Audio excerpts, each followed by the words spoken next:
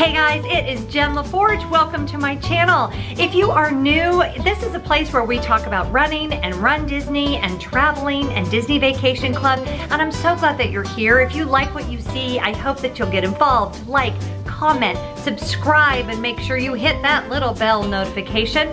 If you are a returning member of the club here, I'm so glad that you're here. You guys motivate me, inspire me, and I love talking to you guys in the comments and on Twitter and on Instagram. So by the way, if you're a regular around here and you're not following me on Instagram and Twitter and Facebook, please go down and make sure you like those things. On Facebook, it's Running for My Life because Facebook won't let me change the name, but I do hope that you'll come and join me on all those things as well, because that's where we can really have even some more in-depth conversations, especially about the topic that we're talking about today, and that is running.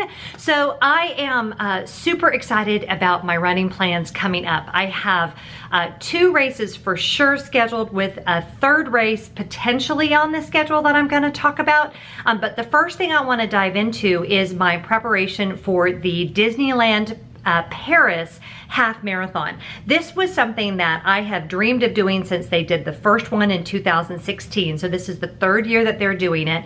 They just released the medals this week. I'll try to insert a picture of that right here so you can see it, but the medals are incredible. And I'm wearing my Coast to Coast shirt. Let me see if I can show you guys this. This one is back from 2011. I've actually earned 3 Coast to Coast medals back when Run Disney had races in California, and this will be my first Castle to Chateau medal, which is gorgeous. And you know, at this point, I have over here on my closet, I think I have over 3 dozen Run Disney medals.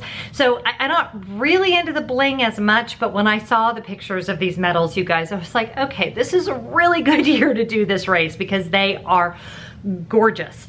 If you've always wanted to do Disneyland Paris, and I'm going to talk in a minute kind of about some more fundamental running things and training and things like that, but I wanted to take a second and talk specifically about how the process is very different than when you are registering for a Run Disney race here in the United States. So first of all, the registration process for Disneyland Paris is twofold. Run Disney France, actually you do your initial registration, and then you kind of get a little bit of radio silence, which kind of freaked me out, but I'm on a couple of Facebook groups for some people that are have run the Run Disney France races before, that were like, calm down, everything is fine. What will happen next is, and this is what happened this last week, you'll get a link to complete your registration. So what they require, and evidently it's required by law, is a medical certificate from your doctor. It's not a big deal. It is basically just 1 sheet, and it says in French and in English for your doctor to sign it, just certifying that you are okay to run a half marathon or whatever race distance it is that you're running, and then he or she puts their stamp on the form itself. My doctor had no issue doing it. Now I'm sure if you don't have a regular doctor, you're going to need to establish a relationship with one, but you know what? If you haven't gone in for a physical in a few years, this is a great opportunity for you to go ahead and do that. My doctor filled it out literally the same day. And then there's a place where you drag either a JPEG or a PDF, which the JPEG was good because if you don't have access to a scanner, you could just take a picture of the form itself with your phone and you upload it to the registration link. I will be taking my actual form with me as well in case they need to see it for any reason. I have heard that sometimes that happens. And then they got back to me the next day and said, your form has been accepted and you were officially registered. So whew, that was a big deal because my friend Lindsay, we talk on Twitter a lot. Hey Lindsay, and she's going as well. And she's like, these forms are stressing me out. And I completely agree. Especially when it's something international, you get really weirded out that you're gonna do something wrong and then there's gonna be a language barrier and you're not gonna be able to fix it, but it really was an easy process. There was also a place for me to certify my Castle to Chateau, I don't know why I keep saying Chateau, certification, and I got my certificate from the half marathon in January. I also could have used my Star Wars finishers certificate, and you get that through the Run Disney website. Same thing, I downloaded it and then I just moved it over to their website. Now, at first when I did that, just in case anybody else has this problem, it said that it didn't accept my form, but then the next morning I got the email notification saying that both forms had been accepted, that my medical was okay to go, and that my Castle to Chateau was okay to go. So that is c'est bon, as they say. And that is about all the French I know, and I know I need to brush up. I took 2 or 3 years of high school French. I think maybe I took 3 years of high school French, and I was teasing that literally the only phrase that I know for sure is le stylo est sur la table, which means, which actually that sounded more like a Spanish accent, but anyway, which means the pen is on the table. So if while I'm in France, someone is looking for their pen and it is on the table, I am set, but I may need to brush up on some more conversational French to get me around. I am staying off property. I got an amazing deal with one of the partner hotels through Expedia, so that my airfare and my hotel for 5 nights was included. I felt like I got an amazing deal. So if you're thinking about doing this race, that's one of those things you might consider. Just for frame of reference, my total cost for my airfare and my hotel was less than I was gonna pay at Disneyland Paris to stay on property. And I'm flying from Atlanta, so that was a really big deal. So I feel like all systems are go from a logistics standpoint. I'm there, I have 5 full days there because my flight gets in at like 6 in the morning. So I'm gonna plan 3 days to be at the parks and then 2 full days to do something outside of the parks. And I'm thinking of, there's a chateau that's very famous, that's very near Disneyland Paris. And then I'm gonna go into Reims, and I'm sure I'm pronouncing that wrong, but that's where the champagne vineyards are, and they have some amazing places to visit there. So I may or may not end up going actually into Paris. I have been to Paris a couple of times, and it's not that I don't want to go, it's just kind of far, and because I'm running the half marathon, and I just kind of want to take it easy. So I will be back. So I'm not thinking this is going to be my only time to go to France, because I am very blessed that way. And so anyway, excited about France, super excited to run Disneyland Paris, super excited to bring you guys some great footage about all that. So if you're interested in that sort of thing, go ahead and subscribe now, because you won't want to miss the videos leading up, and then also the footage that I'm gonna hopefully get there in the parks. So super happy about that.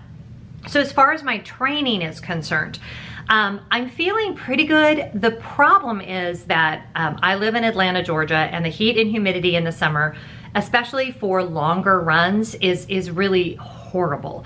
In Paris, I'm not worried about it, because it seems like the weather they should be having cool mornings by then, and I think that part will be amazing. But doing my long runs leading up to it, I am a little concerned. So I'm very grateful that we have a treadmill in our basement. I have a treadmill at the gym. I will probably be putting in more treadmill miles than what I'm comfortable with, because to run, 4, 5, even 6 miles outside when it's 75 and 97% humidity is not a big deal. Once I start getting to 8, 10, 12 miles in that kind of condition, it's very, very hard on my body, and my stomach issues really tend to come into play.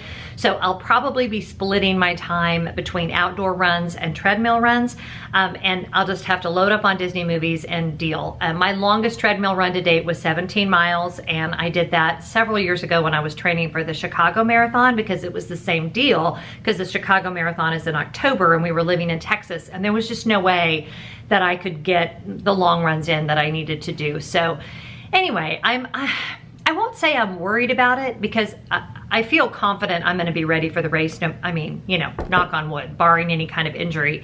But it is something to consider, and I really, I've talked about this before. I'm gonna be 48 years old next month. I really don't need to be punishing my body. So I need to be listening and making sure that I take care of that. And then also running related, on Wednesday, I am scheduled to do the Peachtree Road Race, which if you have not heard of it, it is the largest road race in the world, 60,000 runners this year. So Scott and I are gonna be going to the expo on Tuesday, and then the race on Wednesday. So I'll definitely film at the expo. I probably won't film, I'll take some photos. I'm not gonna film a lot at the race because I can't really take my, my larger camera when I'm actually running. And my iPhone has been a little glitchy, so I really need to upgrade my iPhone, y'all. Cause like the backward, it's a 6 and the backward microphone doesn't work anymore if I'm doing like if I'm filming like a selfie, and it's just having issues. So anyway, pray for my iPhone. I need to just bite the bullet and get a new one, but you pay so much for these things. I'm like, I've had it going on 4 years, so I know that's a pretty good run, but anyway, that is neither here nor there. So I feel really ready for the Peachtree Road Race. I did a 6-mile run when I was in Arizona last week that felt amazing because the humidity was very low. So I don't have any worries about that. Peachtree is, because the course is super crowded, from what I'm hearing, this is my first year to do it. So if you know better, comment below. I'm hearing to really prepare myself for it being not a race that I'm gonna run for time. This is really a race that you run for the experience, to celebrate the 4th of July and all of that sort of thing. So I'm really excited about it, but I'm not having this big expectation that I'm gonna PR or anything close to that. I think my 10K PR is 1:06, and I'm thinking in my head this will probably take me about an hour and 30 minutes. So if you've done Peachtree Road Race before, would you comment below? Because everyone tells me I'm gonna love it, and the weather is not looking too horrible. Like, it's gonna be humid, but it's a low of 71 and only a high of 87 as of right now, which is not that bad. So I'm just excited for the experience. I have a kind of a patriotic outfit picked out, but nothing too dramatic. So as I move into training for the Disneyland Paris Half, my training schedule is pretty much set in stone. It's kind of the same training schedule I have been doing for literally almost a decade now, and that will consist of 2 to 3 shorter runs during the week, one of which will be some speed work. And when I say speed work, I'm not super aggressive with speed work, so it will be like 4x400s, which is where you do 4 400-meter runs with a rest in between. So it's kind of a it's a good way to get your body acclimated to moving faster, but it also doesn't kill me. A lot of people will do like 4x800s, and I'm just not there right now. So at least once a week, I'm hoping to at least do some 4x400s. And those runs are great on the treadmill because I can do my speed work inside in the air conditioning, and they're over fast. So that's actually a great pick to do as a treadmill run. So I run 2 to 3 times during the week. I do shorter runs, and then I do my long runs, typically on the weekends, depending on weather. Sometimes I'll shift that to either Friday or Monday. And my long runs just progressively move up. So right now I'm at 6 miles. So I'll take probably a week off after the Peachtree, and then I'll get right into training for Disneyland Paris. What I do is and you guys this isn't like an actual official training plan. There's a ton of those out there. Definitely look at those. I love the Galloway training plan. What I love even better is when you work with a coach, and there's tons of those online. My friend Stephanie is an online coach. I'll put her link below because they can really cater it to where you are and what you're feeling. At this point, I feel very experienced to where I don't necessarily need that, but if I wanted to train for time again, I would definitely do a coach. And I've done the online coaching thing before, and I really liked it, and the price point is way better than if you're working with a coach in person. So that's something that you guys may want to consider. Another good friend of mine, Denny Cray, is an online coach, and I'll put his link below as well. Just depending on your style, check out their website, see what you think, but I want to give 2 thumbs up to the idea of doing online coaching.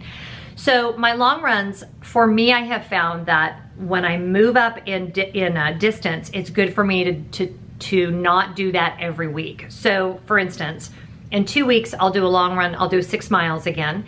And then the following week, I'll probably do 4 or 5 miles. And then the week after, and this is just for my long run, then the week after, I'll move that up to probably 7 or 8 miles. Then I'll cut back to maybe 4 or 5 miles. Then the week after, I'll move up to probably 10 miles.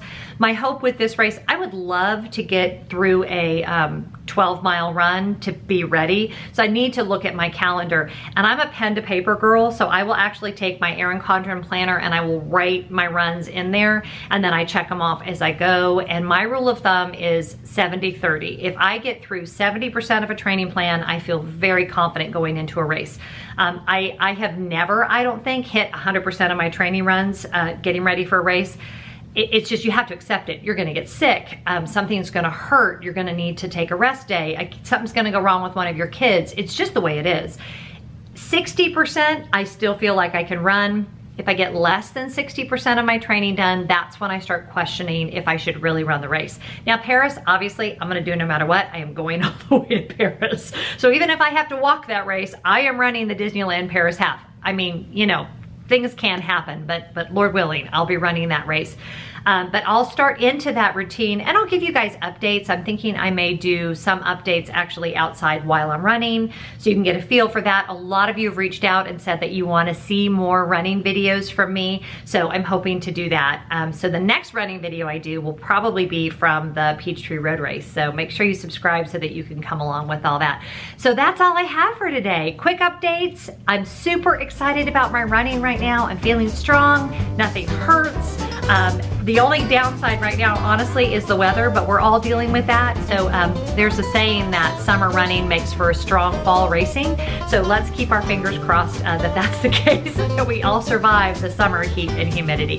Thanks for watching. If you're new to running and you have any questions, please put those in the comments below. Thanks for being here, and I hope you guys have a great day. Bye.